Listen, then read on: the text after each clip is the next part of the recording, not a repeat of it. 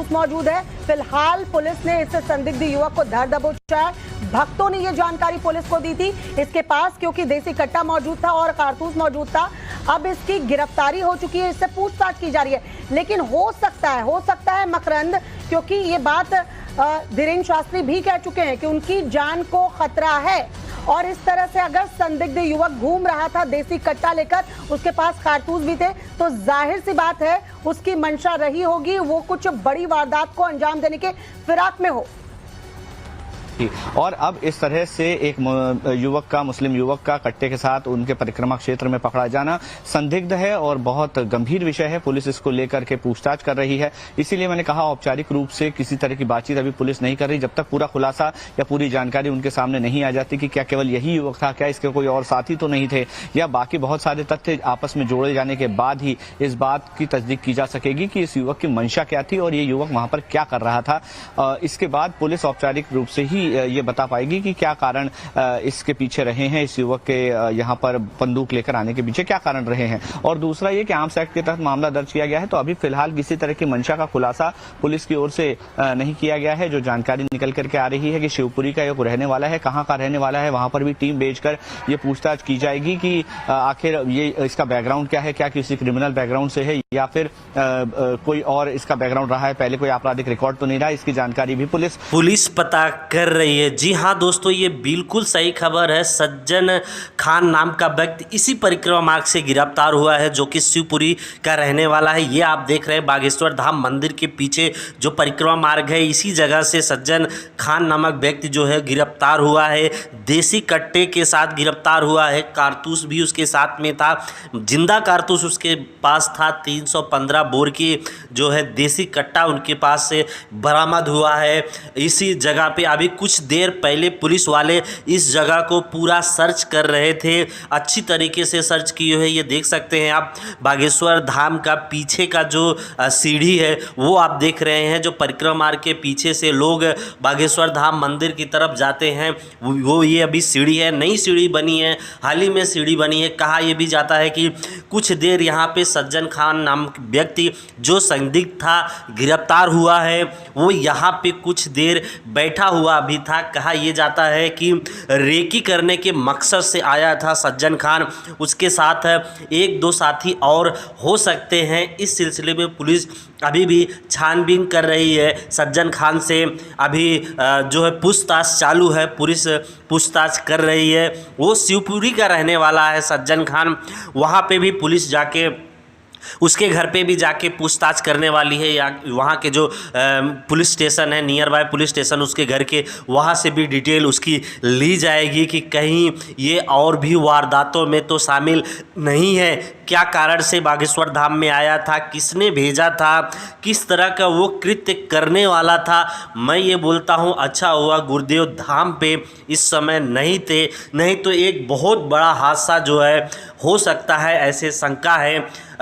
ये आप कह सकते हैं कि बालाजी ने बहुत बड़ा हादसा टाल दिया है क्योंकि ये जो व्यक्ति है ये आपराधिक कृत्यों में जिस तरह से वो बंदूक लेके सरेआम घूम रहा है, ऐसा नहीं लगता है कि वो सज्जन व्यक्ति होगा। वो आपराधिक कृत्यों में शामिल हुआ होगा, पहले भी हुआ रहा होगा, अभी भी वो किसी न किसी आपराधिक कृत्य में होगा। जहाँ तक आशंका है किसी के द्वारा ये भी प्लांटेड किया गया था, भेजा गया था। पहले आते हैं ऐसे लोग, रेकी करते हैं, रेकी करने के बाद फिर अपने अंजाम को जो वो लोग सोच के आते हैं उसको पहुंचाने की कोशिश करते हैं, पर बालाजी ने इसको पहले इसके जो है मंसूबे पे पानी फेर दिया और भक्तों के द्वारा वो पकड़वा दिया गया पुलिस को। क्योंकि आज मंगलवार है, भीड़ ज़्यादा रहती है, भक्त वहाँ पे काफ़ी ज़्यादा आते हैं, तो उस मुस्लिम व्यक्ति को देखते ही लोगों ने सेवादारों को सूचित कर दिया। सेवादार ने पुलिस के साथ में वहाँ पहुँच गए और उसकी जब तलाशी ली गई तो उसके साथ जो है बंदूक निकलता है और देसी कट्टा निकलता है, जिंदा कारतूस निकलता है। फिर तुरंत पुलिस वहीं पे उसको हिरासत में ले सकते हैं। ये आप देख सकते हैं पुलिस वाले अभी भी घूम रहे, परिक्रमा मार्ग में अभी भी पुलिस वाले घूम रहे हैं, ये आप देख सकते हैं। क्योंकि कंटिन्यू परिक्रमा मार्ग में अभी पुलिस वाले सर्च सर्च कर रहे हैं। ये देख सकते हैं संदिग्ध लोग अगर कोई है सो उसको रोक के जो है उससे तलाशी भी लिया जा रहा है। ये आप पुलिस वाले पूरी निगरानी कर रहे हैं चारों तरफ से, क्योंकि अभी भी जो है इस तरह का लोग और भी शामिल हो सकते हैं अभी भी, क्योंकि वो अकेला नहीं आया होगा। जहाँ तक ये मेरा पर्सनली मामला है, और भी लोग उसके साथ में रहे होंगे। ये व्यक्ति बहुत खतरनाक हो सकता है, जैसा कि आप समझ सकते हो कि बागेश्वर धाम में आके वो इतना बड़ा का हथियार लेके घूम रहा है, तो इसका मतलब है कि कहीं ना कहीं वो गलत इरादे से आया था, संदिग्ध इरादे से आया था। अच्छा हुआ पूज्य गुरुदेव जी धाम पे नहीं है, क्योंकि भक्तों का आज बहुत ज़्यादा जमावड़ा रहता है, बहुत ज़्यादा हुजूम रहता है। तो उस भक्तों के आड़ में जब गुरुदेव मंगलवार शनिवार को तो बाहर आते हैं दर्शन देने के लिए, जब राम दरबार में पेशी लगाने के लिए जाते हैं तो अपने गाड़ी के ऊपर खड़े होके जाते हैं और दूर दूर से भक्त लोग जो हैं वो दर्शन प्राप्त करते हैं। कहीं ना कहीं इसका मनसा रहा होगा कि ये दर्शकों जो भक्त हैं उनके बीच में जाके जब गुरुदेव बाहर निकले तो अपने गलत कर्मों को अंजाम दे सके, इस मकसद से ये आया रहा हो सकता है। प्लांटेड आदमी है ये। इसके पहले एक आदमी और पकड़ा गया था कि जो ढाबे में रुका हुआ था, तो संदिग्ध हुआ तो उसकी जब तलाशी हुई तो उसके साथ में जो है एक छुरी मिली थी और एक देसी कट्टा मिला था। इस तरह का पहले भी लोग आ चुके हैं जो कि बागेश्वर धाम में पकड़े गए, पर वो लोग जो आए थे वो आपराधिक कृत्य के थे, हिंदू ही थे पर आपराधिक कृत्य के लोग थे, बदमाश लोग थे, छुपने की जगह के लिए बागेश्वर धाम में आए थे। तो इस तरह के लोग यहाँ पकड़ा चुके हैं। पर ये जो घटना है, ये मुस्लिम व्यक्ति जो है घूम रहा था इस परिक्रमा मार्ग में, जो आप परिक्रमा मार्ग देख रहे हैं इसके चारों तरफ वो घूम रहा था। ऐसा लग रहा था कि घूम घूम के वो चारों तरफ से देख रहा हो कि वो व्यक्ति क्या, मतलब यहाँ पे क्या परिस्थिति है, किस तरह से लोग क्या करते हैं, क्या यहाँ के सिस्टम है, क्या किस तरह से होता है, सारी जानकारी निकाल रहा था, इस तरह से लग रहा था। और अगर गुरुदेव धाम पे होते तो अगर बाहर आते तो शायद वो अपने गलत कामों को भी अंजाम देता। भक्तों के भीड़ में उसके जो सुरक्षा बल हैं, जो गुरुदेव की सुरक्षा बल हैं, जो ऑलरेडी एमपी पुलिस के कमांडो उनके साथ में लगे होते हैं, वो जो है भीड़ में गोली तो नहीं चलाते। अगर ये भीड़ में भक्तों के बीच में जाके गोलीबारी करता तो वो लोग भक्तों के ऊपर, क्योंकि वो भक्त जब गोलीबारी इस तरह का होता है तो सब लोग इधर उधर भागने लगते हैं, तो उसमें वो लोग गोली नहीं चलाते, क्योंकि उस समय परिस्थिति ये होता है भक्तों को भी गोली लग सकती थी। पर बालाजी कृपा हुई, इस तरह सा कोई कांड नहीं हुआ।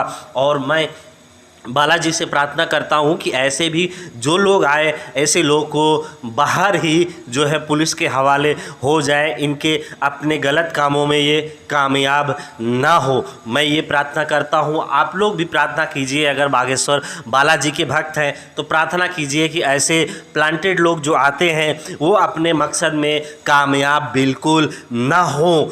मैं ये आप सभी को बता दूं कि ये खबर सुन के उनकी माँ भी बहुत विचलित हो चुकी थी। उनका क्योंकि इंटरव्यू तो उन्होंने नहीं दिया, ऐसे अंदर से पता चला जब सेवादारों ने उनको बताया किस तरह का व्यक्ति जो है गिरफ्तार हुआ है, तो बहुत वो विचलित हो गई थी। उनको कहीं ना कहीं बहुत तकलीफ हुआ मन में कि हमारा बेटा समाज के लिए काम कर रहा है, हिंदू समाज के लिए काम कर रहा है, एकता की बात कर रहा है, हिंदू राष्ट्र की बात कर रहा है, और फिर कहीं ना कहीं गलत कृत्य के लोग उसके पीछे पड़ चुके हैं। तो ये बहुत ही मैं बोल सकता हूँ निंदनीय घटना है। जितना मैं इस घटना का क्रिटिसाइज करूँ उतना ही कम है। इस तरह का घटना नहीं होना चाहिए। और मैं एक बात और बोलना चाहता हूँ, बागेश्वर धाम में सुरक्षा की बात जहाँ तक करें तो सुरक्षा के नाम पे तो है, वहाँ पे पुलिस बंदोबस्त तो रहती है, सिर्फ शनिवार और मंगलवार को ही रहती है। बाकी दिनों में पुलिस सुरक्षा वहाँ पे नहीं रहती है और जो भक्त आते हैं वो चारों तरफ से आते हैं, चारों तरफ से ओपन खुला है, कहीं से भी भक्त प्रवेश करते हैं। तो उसकी भी एक सुविधा बनाया जाए, भक्त अगर कोई आ रहा है तो वो मेटल डिटेक्टर की सुविधा हो। इस पे कहीं ना कहीं शिवराज की जो गवर्नमेंट है उसको ध्यान देना चाहिए कि बागेश्वर धाम की सुरक्षा के लिए भी कोई कदम उठाया जाए, क्योंकि ऐसे लोग अभी और आएंगे, ऐसे प्लांटेड लोग बहुत ज़्यादा आते रहेंगे। आपका इस वीडियो पे क्या कहना है, ऐसे लोगों पे क्या कहना है, कमेंट जरूर कीजिए। वीडियो को चैनल पे बने रहिए, सब्सक्राइब करके जाइए।